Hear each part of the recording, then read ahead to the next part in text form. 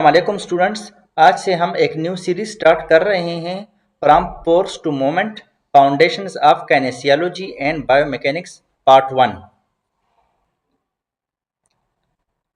जब भी हम किसी ह्यूमन मोमेंट को देखते हैं, चाहे वो वॉकिंग हो, सिटिंग हो, स्टैंडिंग हो, रनिंग हो या वेट लिफ्टिंग हो, हर मोमेंट के पीछे कुछ बुनियादी मैकेनिकल प्रिंसिपल्स काम कर रहे होते हैं। इस वीडियो में हम समझेंगे कि मैकेनिकल प्रिंसिपल्स क्या है, फोर्स क्या है, काइनेसियोलॉजी और बायोमैकेनिक्स में क्या रिलेशन है, काइनेटिक्स और काइनेमेटिक्स ह्यूमन मोमेंट को समझने में किस तरह मदद करते हैं। So let's start.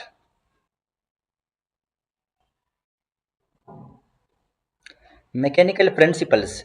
Mechanical principles are the laws of physics that explain how forces produce moment or maintain stability in the body. Mechanical principles physics के बेसिक लॉज है जो एक्सप्लेन करते हैं कि फोर्स और मोशन किस तरह बॉडी पर एक्ट करते हैं। फोर्स किसी ऑब्जेक्ट को पुश या पुल करने वाली एक्शन है। फोर्स मोमेंट स्टार्ट कर सकती है, मोमेंट स्टॉप कर सकती है, स्पीड इंक्रीज या डिक्रीज कर सकती है, डायरेक्शन चेंज कर सकती है, बॉडी या टिश्यू की शेप को चेंज कर सकती है।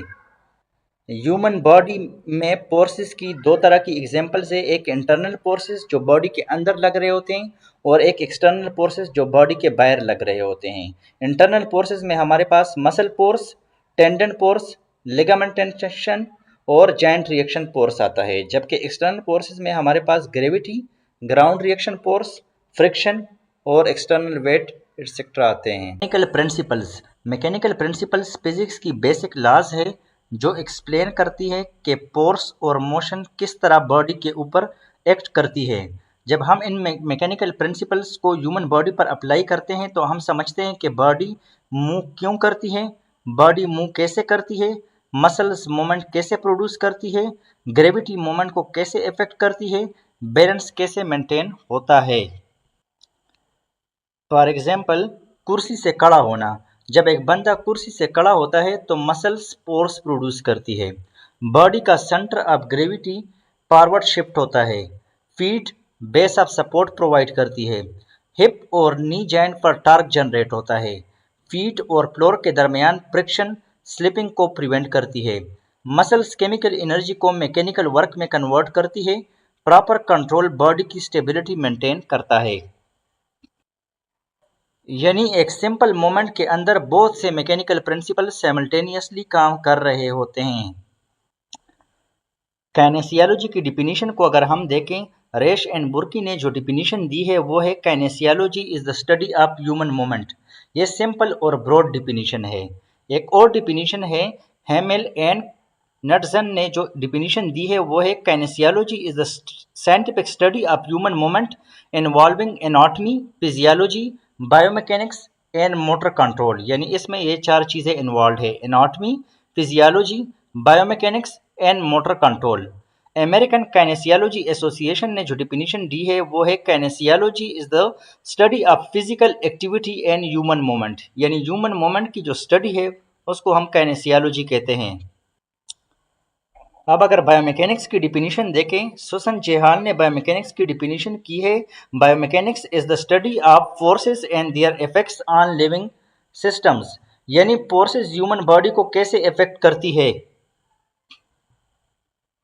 बायोमैकेनिक्स की एक और डिफिनीशन है by Duane Knutson, biomechanics is the application of mechanical principles to understand human moment. Joseph Hamill ने भी बायोमैकेनिक्स की एक और डिफिनीशन दी है, biomechanics applies the laws of mechanics to biological systems. यानी फिजिक्स के रूल्स को ह्यूमन मोमेंट समझने के लिए यूज़ करना, ये हमारे लिए, इसको हम बायोमैकेनिक्स कहते हैं। अब relationship between काइनेसियोलॉजी, mechanical principles and biomechanics. Mechanical principles basic physics के लॉज है जो फोर्स और मोशन को एक्सप्लेन करती है। इनका जो मेन फोकस होता है वो है कि मोमेंट क्यों होती है। फॉर एग्जांपल, ग्रेविटी ऑब्जेक्ट को डाउनवर्ड पुल करती है, तो जो ग्रेविटी है ये हमारे पास मैकेनिकल प्रिंसिपल है। काइनेसियोलॉजी is the study of human moment. ये सिर्फ फिजिक्स नहीं है, इसमें मल्टीपल साइंसेस कंबाइन होती है। Anatomy, physiology, biomechanics, neuroscience, motor control. Mechanical principles में फिजिक्स यूज होता था, फिजिक्स के ऊपर बेस्ड था, जबकि ये जो है एनाटॉमी, फिजियोलॉजी एंड मैकेनिक्स के ऊपर बेस्ड है। मैकेनिकल प्रिंसिपल्स हमें बताता था कि मोमेंट क्यों हो रही है, और काइनेसियोलॉजी हमें बताता है कि मोमेंट कैसे हो रही है। फॉर एग्जाम्पल, काइनेसियोलॉजी की एग्जाम्पल आपको दे रहा हूँ। For example, shoulder abduction. Shoulder abduction कौन सा जॉइंट मूव कर रहा है, कौन सी प्लेन में मूवमेंट हो रही है, किस एक्सिस में मूवमेंट हो रही है, कौन से मसल्स एक्टिव है, स्केपुला का मूवमेंट क्या है, यानी स्केपुलोहुमेरल रिदम क्या है, नर्वस सिस्टम मूवमेंट को कैसे कंट्रोल कर रहा है। यानी काइनेसियोलॉजी जो है, it describes and studies the human movement. जबकि बायोमैकेनिक्स बायोमैकेनिक्स मैकेनिकल प्रिंसिपल्स को biological systems, specially human body पर अप्लाई करती है। सिंपल वर्ड्स में biomechanics explain how forces affect human movement. For example, walking. काइनेसियोलॉजी पूछ सकती है हिप, नी और एंकल वॉकिंग के दौरान कैसे मूव करती है। बायोमैकेनिक्स पूछती है ground reaction force, gravity, muscle force और जाइंट टॉर्क वॉकिंग को कैसे इफेक्ट करते हैं। यानी हम ये भी कह सकते हैं कि काइनेसियोलॉजी is the qualitative study of movement, और बायोमैकेनिक्स जो है, it is the quantitative study of movement. काइनेसियोलॉजी describes how movement occurs, जबकि biomechanics measures how much movement and forces are involved. That's why mechanical principles plus human body is called biomechanics. So kinesiology deals with the qualitative aspects of human movement, whereas biomechanics deals with the quantitative analysis of human movement and the forces act on the body. एक ही movement को तीन perspective से समझें। For example, sit to stand. Mechanical principles इसमें हम देखेंगे force, gravity, torque, centre of gravity, base of support, stability. Kinesiology में हम देखेंगे हिप फ्लेक्शन से हिप एक्सटेंशन, नी फ्लेक्शन से knee extension, ankle movement, muscle activation, joint movement. Biomechanics में हम देखेंगे क्वाड्रिसेप्स कितना फोर्स प्रोड्यूस करते हैं, नी पर कितना टॉर्क है, सेंटर ऑफ ग्रेविटी फॉरवर्ड क्यों मूव करता है, ग्राउंड रिएक्शन फोर्स क्या रोल प्ले करती है, चेयर की हाइट मोमेंट डिफिकल्टी को कैसे इफेक्ट करती है। इसी तरह एक और एग्जांपल आपको दूं, वॉकिंग में मैकेनिकल प्रिंसिपल्स कौन से होंगे, force, motion, friction, torque, balance. और अगर काइनेसियोलॉजी की बात करें सिर्फ मोमेंट की, तो hip flexion, hip extension, knee flexion, नी एक्सटेंशन, और एंकल की बात करें तो एंकल डोर्सी फ्लेक्शन, प्लंटर फ्लेक्शन और मसल एक्टिविटी। और अगर बायोमैकेनिक्स की बात करें तो फोर्सेस जो उसके ऊपर इन्वॉल्व है अलॉन्ग विद मैकेनिकल प्रिंसिपल्स, तो ground reaction force, gravity, giant moment, muscle forces etcetera. So, mechanics study of forces and their effect on bodies is called mechanics. अब study of human movement using mechanical principles is called as biomechanics and kinesiology. Kinesiology quality of movement while biomechanics quantity of movement. इसी तरह दो और terms है हमारे पास जो कि काइनेसियोलॉजी और बायोमैकेनिक्स के अंदर आते हैं। हम इसको ये भी कह सकते हैं कि study of kinetics and kinematics is called काइनेसियोलॉजी and biomechanics. तो काइनेमेटिक्स में चूंकि एम है, तो एम इज फॉर मोमेंट, यानी स्टडी ऑफ मोमेंट, जो मोमेंट को डिस्क्राइब करती है उसको हम काइनेमेटिक्स कहते हैं। वाइल काइनेटिक्स के अंदर सी है, फोर्सेस के अंदर सी है। तो जो काइनेटिक्स है, kinetics deals with the study of forces, it explains the causes of movement. यानी study of kinetics and kinematics is called kinesiology, और इसको हम बायोमैकेनिक्स भी कह सकते हैं, study of kinetics and kinematics. Kinematics deals with the moment while kinetics deals with the forces. Kinematics moment को describe करती है without focusing on the forces causing it. For example, कितना मोमेंट हुआ, किस डायरेक्शन में हुआ, कितनी स्पीड से हुआ, कितनी एक्सेलरेशन से हुआ। यानी नी जॉइंट की अगर हम बात करें 0 से 90 डिग्री फ्लेक्शन में गया। यहाँ हम सिर्फ मोमेंट डिस्क्राइब कर रहे हैं काइनेमेटिक्स के अंदर। काइनेमेटिक्स हमें बताती है what moment is occurring. For example shoulder flexion, patient shoulder flexion कर रहा है, वो 0 से 90 डिग्री तक लेके गया, 90 डिग्री से 180 डिग्री तक लेके गया। शोल्डर फ्लेक्शन की जो नॉर्मल रेंज है वो है 180 डिग्री और सेजिटल प्लेन के अंदर होती है। तो पेशेंट जो है पहले 0 से 90 डिग्री, 90 टू 180 डिग्री तक शोल्डर को रेस करता है। अगर हम सिर्फ ये देख रहे हैं कि कितनी मूवमेंट हुई, किस डायरेक्शन में हुई, कितनी स्पीड से हुई, कितना जॉइंट एंगल चेंज हुआ, तो ये काइनेमेटिक्स है। जबकि काइनेटिक्स जो है मोमेंट प्रोड्यूस करने वाली फोर्सेस को स्टडी करती है।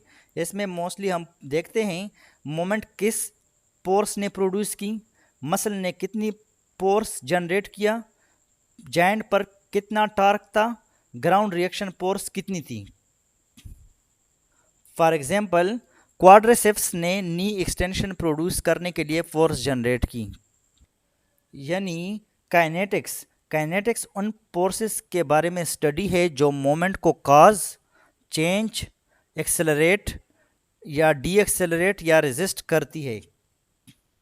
फॉर एग्जांपल इसको भी शोल्डर फ्लेक्शन से समझते हैं कि शोल्डर फ्लेक्शन पेशेंट आर्म को ऊपर रेस करता है, तो काइनेमेटिक्स हमसे पूछती है कि आर्म कितने डिग्रीज तक मूव हुआ, जबकि काइनेटिक्स हमसे पूछती है कि आर्म को ऊपर किस फोर्स ने मूव किया।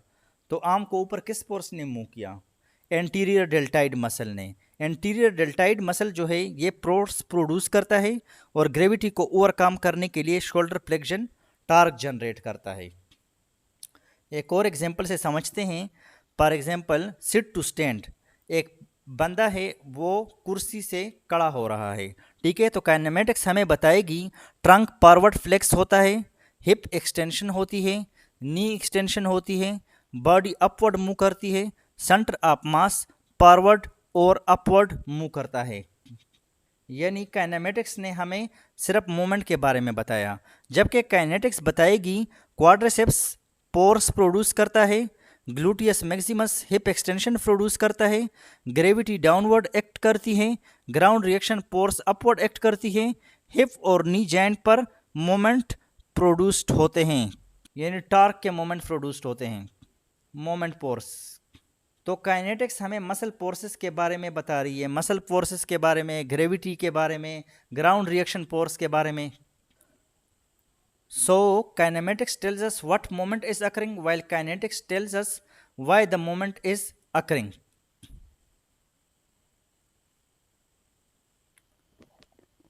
Force is a push or pull. Force is a push or pull that change or tends to change the state of rest or motion of a body. Force एक push या पुल है जो किसी body की state of rest या state of motion को change करती है या चेंज करने की टेंडेंसी रखती है। इसमें इंपॉर्टेंट वर्ड्स जो है वो है चेंज और टेंड्स टू चेंज। हर फोर्स विजिबल मोमेंट प्रोड्यूस नहीं करती। फॉर एग्जांपल वॉल को पुश करना, आप वॉल को पुल फोर्स से पुश करते हैं, वॉल मूव नहीं करती। क्या फोर्स एग्जिस्ट करती है? इसका आंसर यस है। आपके मसल्स फोर्स प्रोड्यूस कर रहे हैं लेकिन विजिबल मोमेंट नहीं हो रही, यानी force can exist without moment. ये कंसेप्ट आइसोमेट्रिक मसल कंट्रैक्शन में भी होता है। फोर्स की अगर फार्मूला देखें तो force is the product of mass and acceleration, और यही न्यूटन की सेकंड लॉ है, Newton second law of motion. Force का जो ऐसा यूनिट है वो है newton. Characteristics of force, number 1 magnitude, force कितनी है। For example weak muscle contraction की फोर्स कम होगी, स्ट्रांग मसल कंट्रैक्शन की फोर्स ज़्यादा होगी। नंबर 2 डायरेक्शन, फोर्स किस डायरेक्शन में एक्ट कर रही है। For example gravity downward act कर रही है, ground reaction force upward act कर रहा है। Number 3 point of application, force body पर किस पॉइंट पर अप्लाई हो रहा है। Number 4 line of action, force किस इमेजिनरी लाइन के अलोंग एक्ट कर रहा है। Types of forces, types of forces में हमारे पास दो तरह के फोर्सेस है, internal forces, external forces. Internal forces वो फोर्सेस है जो बॉडी के अंदर प्रोड्यूस्ड होती है। For example muscle force, ligament tension, tendon force और joint reaction force. For example by elbow flexion, bicep muscle contract करता है और टेंडन के थ्रू फोरआर्म को पुल करता है, ये इंटरनल फोर्स है।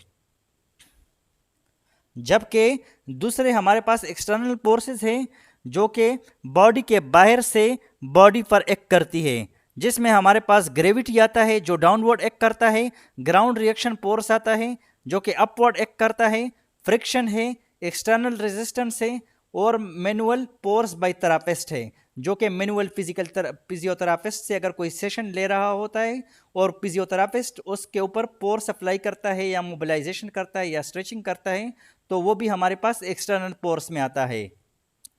फॉर एग्जांपल पेशेंट एक डंबल लिफ्ट कर रहा है, तो डंबल और ग्रेविटी एक्सटर्नल रेजिस्टेंस प्रोवाइड करती है। Thank you.